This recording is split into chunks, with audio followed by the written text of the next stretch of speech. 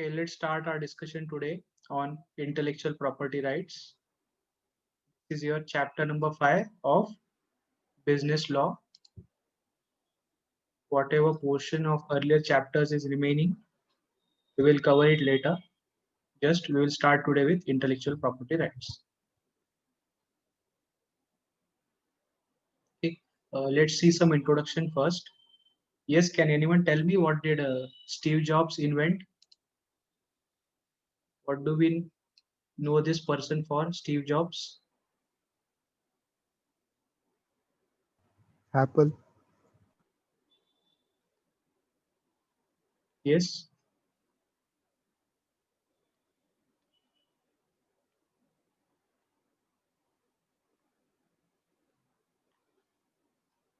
I think today iPhone 12 was released or launched. Okay, so Yes, sir. Steve Jobs is known for the Apple. mobile device iPhone. Then Elon Musk. SpaceX. Tesla. Yes, are you saying something 3044? I'm not able to listen to you. SpaceX. Tesla. Okay, no worries. Then we have Bill Gates. We know him for Microsoft. Then Jeff Bezos for Amazon. Okay, so these are some of the innovators, or we can say inventors. These are all outside India. Okay, these all these inventors and innovators are from outside India.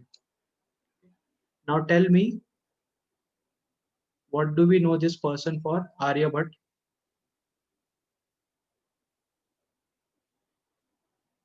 Yes, sir. If your mic is not working, you can always write something in the chat box.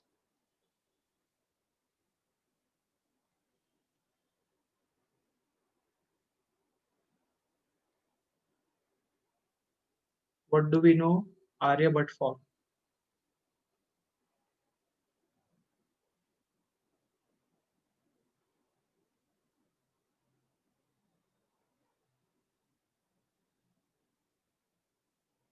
Okay, he is the person who invented the digit zero.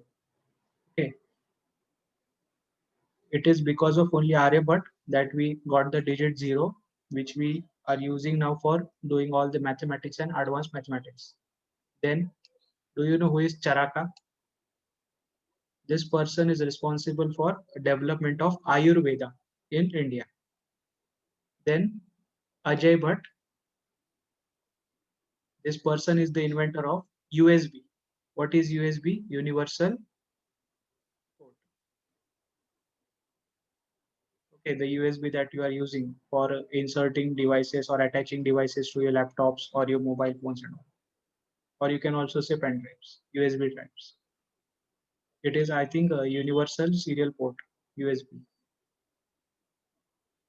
Then Jagdish Chandra Bose, this person is responsible for inventing wireless communication technology. It goes back to 1865. Uh, at that time, uh, he was the first person to invent communication using radio waves. Okay, so you could communicate using a radio. So it was invented by Jagdish Chandra Bose. So these are four inventors from India, inventors or you can say innovators and all: Arya Bhatt, Charaka, Ajay Bhatt, and Jagdish Chandra Bose. Okay. Now you can understand that these inventions are very important for the country, for the section of people, for their community, for society. It gives a direction to the mankind, the development and all. So we need to protect these inventions. We need to make sure that these inventions are not worthless, or we should capitalize them and implement them into our lives. So we are learning this chapter, intellectual property rights, so that we can understand what were the inventions, what, how did it make our lives better, and also the people who are taking initiatives and making inventions, they are rewarded correctly, and they are getting their uh, recognition, are and their significant work is also recognized. Okay, so that is why we are learning this chapter, intellectual property rights. Why I'm taking example of Indian inventors and all way back in time, because I have googled a lot and I was not able to find any latest inventions or companies and all. All I could find was marketing strategies and all. So let's move on. Now let's understand first what is intellectual property. To understand intellectual property, we have to read the Halsbury's Laws of England. Now, what does this Law of England say? It say that whatever is the property, okay, whatever is the property, P means property, whether it is movable property or immovable property, okay, whether it is a movable property or immovable property, the right to use this property is with the owner only. So if you want to use this property which belongs to someone else, we have to take the permission of this owner. Okay. Now, in intellectual property, we are talking about movable property or immovable property.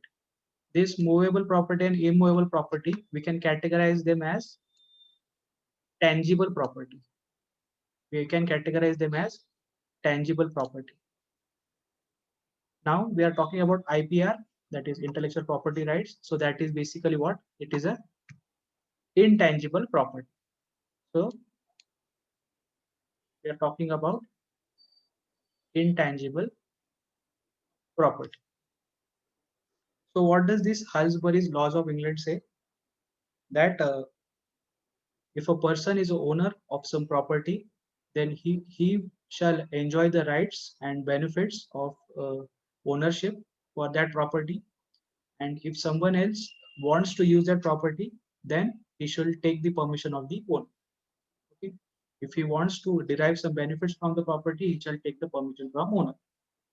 Okay, it may sound like common sense, but in the textbook they have given that Halsbury's Laws of England says it. Okay.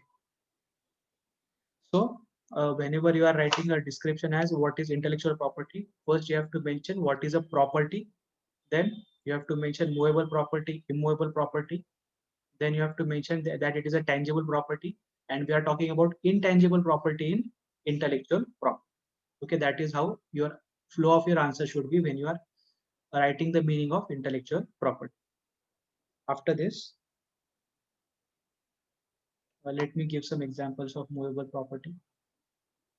Okay, forget it. You all know what is a movable and immovable property. I need not explain it again. Then after this, uh, these rights. Whenever you are answering question, they in MCQ format and all, you have to always mention that you have an exclusive right. What kind of right you have? You have an exclusive right. They might confuse you by saying whether it is inclusive, exclusive, and all. You have to remember that it is your exclusive right of ownership to the asset, and uh, you are the sole. All the benefits which are derived from the property, you are the exclusive owner of the asset. Then consent, I was talking about it, that you need to take the consent of the owner if you want to use that asset, if you want to derive some benefits from the asset. Without consent, without permission, if you are using it, a legal action can be taken by the owner against you. So consent is important. Okay. So this is the meaning of intellectual property, that it is an intangible asset. You have certain rights in relation to the property owned by you, and without your consent, no one has authority to use it, and if someone uses it, you can take legal action against them. Let's move on.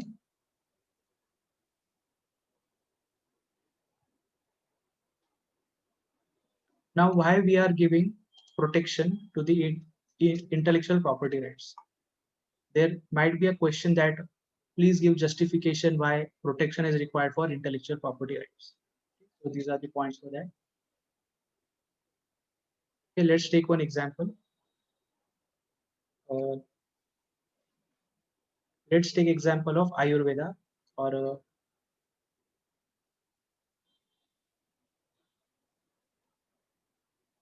because of Ayurveda, in India we have advanced a lot in medicine, more than any other country in the world. We have very good knowledge about Ayurveda. It is something very significant in nature, and it also has proven benefits of it. So you have understood that it is something of significance, and we need to record it in the history of India that it was an Indian who researched on Ayurveda and developed this field of Ayurveda. Then we also need to make sure that whoever are the people who are doing research in it, who are bringing out what are the benefits of the elements of nature or the ingredients and all, which are used in Ayurveda and all, we are supposed to make sure that the research does not go in vain. So we want them to be rewarded for their efforts. That is the reward point. We are going to reward them in such a way that looking at them, more people will take initiative to do more inventions. There should not be the case that if someone is inventing something and before he gets recognition or reward for it, someone else copies the same thing and starts marketing about it, or uses it for not a good purpose or for their commercial purposes. Then the person who is the original inventor might get easily discouraged. We might lose a very good inventor in the country, which is not good for the country or for the history of any country. So we are supposed to make sure that whatever the inventors are there, they are encouraged for their efforts. We are supposed to give them rewards. We are supposed to take into consideration the significance of their work. Then, what is unjust enrichment? We shall not derive benefits at the cost of someone else. It should not be the case that a person is investing his entire life in inventing something and researching something, and I am just copying it and using for my commercial purposes. That is what is called as unjust enrichment. What is unjust enrichment? Deriving benefits at the cost of another. Okay? If I am investing my time and all, then I am supposed to receive benefits from it and not someone else. Then legal protection is given to every inventor in the country so that they are not discouraged, their efforts don't go in vain, they are adequately rewarded as per their work, and they are also supposed to receive all the benefits because they have the exclusive right to the intellectual property. Okay. So these are the 6 points you are supposed to write when a question comes that please justify why protection is required for intellectual property rights. They might even twist the question that what happens if it is not given, whether it affects it or not, whether it is true or false and all. So just you know you have understood the points, you know the flow of the answer, you can answer it in that. Let's move on. Now let's see some more points about IPR. It is expanding in nature. What does it mean expanding in nature? After globalization, people keep on inventing things, they keep on working on something, they come across some ideas and all. Isn't it the case that you are watching a movie and then you are thinking about the movie and then you are thinking that if I ever made one movie or if I made a song, that I will include these elements or I will make this editing and all. Okay, so it is not that ideas come once in a lifetime. Okay, you get ideas every day, every hour, every minute, every second. Okay, ideas are a continuous process. So That is the reason why we need IPRs. This is happening since the post-globalization area. Okay, I will just mention it here. The demand for IPR has been increasing a lot after post-globalization. You have to mention this. They might ask you since when IPR importance was recognized in the world and all. So you have to mention that it is after or post-globalization area. Then now people are getting conscious that their ideas must be framed in such a way that they are expressing it in the correct way and not in the negative way. For example, if we say that robots must replace men in the factories and all, it must not be the case that we are eliminating men or taking away the work from men by installing robots and all. So we have to be also be conscious that our ideas are framed in the correct way and not in the wrong way. So you have to be conscious that your ideas are not interpreted in the wrong way and are also protected by law. Then what is IPR? It is basically a negative right. What is a negative right? Yes, Ajinkya, you are saying something. Okay, if there is any audio lag or please tell me it in the chat box because there might be some. Okay, you can understand the difference. I have relocated myself to a different location that there is no disturbance because of the construction going on that we had in the earlier lecture. So now we were discussing what is a negative right. Okay, it is a very important concept. They might ask a separate short note on what is negative rights.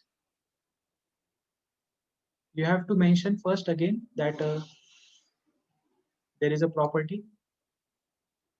It can be a tangible property or a intangible property.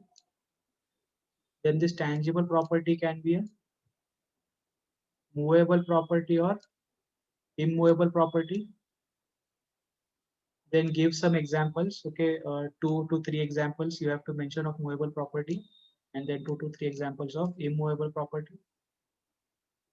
After you have mentioned the examples, also give some examples of intangible properties such as softwares and all. Now what you are supposed to do, you are supposed to say that the right to use all these properties, the right to use all these properties is with whom? It is only with the owner, and nobody else other than the owner can take benefits of these or derive benefits from these properties. If you want to derive benefits, what you can do is you can take a permission from the owner or you have to take his consent. Okay. So this right to use, it is a negative